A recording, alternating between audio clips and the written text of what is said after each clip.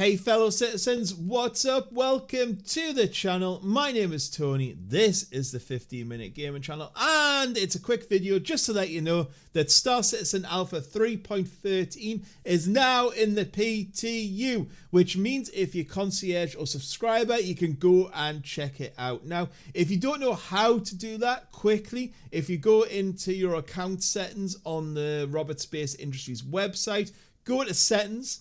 You'll see a thing saying public test universe. You copy your account to the public test universe, wait about 5 minutes, and it'll copy over. Then head into your launcher, and on the left-hand side, it'll say live. Just drop that down to PTU. It'll do the download. It's around about 30 gig, 40 gig. It takes a little bit of time. They're a bit slow at the moment, the servers, for some reason. And once you've done that, you'll be able to go and check it out. So let's quickly go and have a look to see what's new in this patch. And as usual, before we crack on with today's video, don't forget to hit that like button, comment below to what you're looking forward to, what you're excited for, anything that's missing. Is this patch going to get you back into Star Citizen?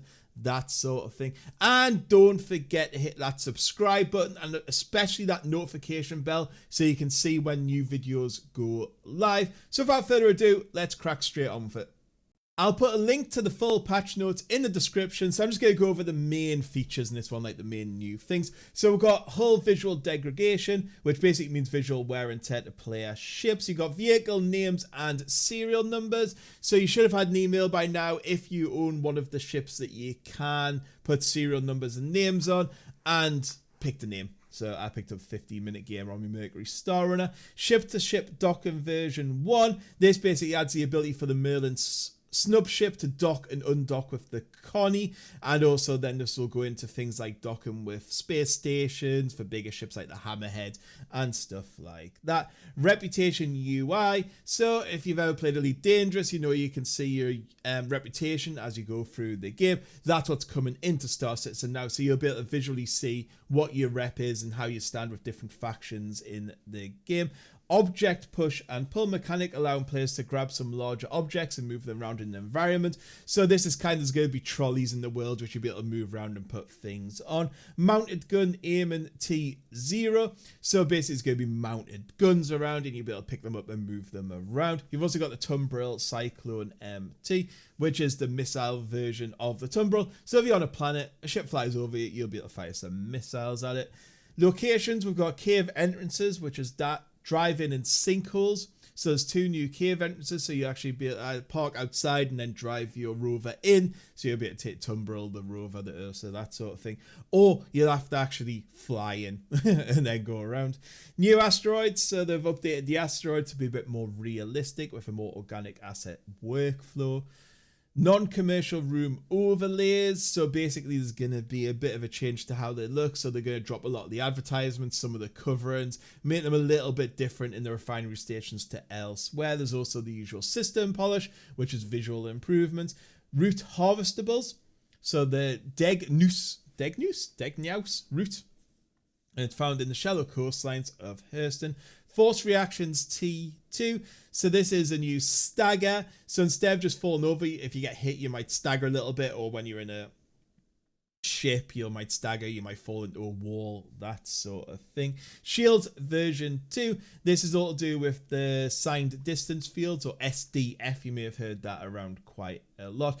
Basically, again, this just means that the shields, I said basically a lot, but that is basically what happens. The shields are going to conform more to the shape of the ship rather than just a massive big circle around them. So you'll be able to see where you're hitting a lot better. They have damage models built in, so you'll be able to see when the shields are about to fail, that sort of thing. Mining components.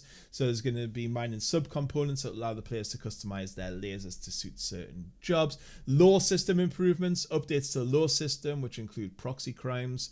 When one person on a board ship commits a felony, and you can hide notifications, and there's going to be new bounty hunter things. There's quantum sensitive cargo delivery missions, which this is my yay, because I love being a delivery driver, always have. So we now have new delivery missions. There's 2 new types. There's timed multi-drop delivery missions and quantum sensitive ones as well. So quantum sensitive, if you haven't guessed, basically you can't go to quantum. Otherwise, it will explode.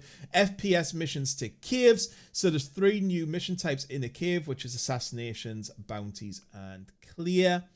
There's also visual updates to the Gladius as well, with some more detail, decal, geometry, material. It's also weird. I know they use that as a bit of a test bed, the Gladius, but I don't ever see many people flying it. I don't know if it's just me. More people tend to go for the arrow. I know I do. I love the arrow. We also have weapons and items. We've got the equipable med pen. So there's now going to be a med pen out there, which is going to be a bit more. You have to press on it and equip interaction. And then it's like comes an FPS consumable type thing.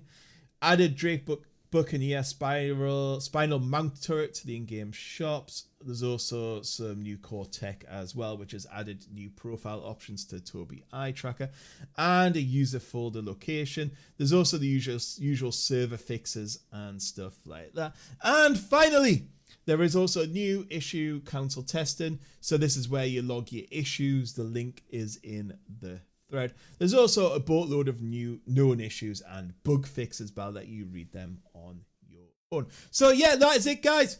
It's hit the PTU. It'll be out to everyone else in about a week, I would think. I would reckon by the end of this week, easily, unless something horrible goes wrong.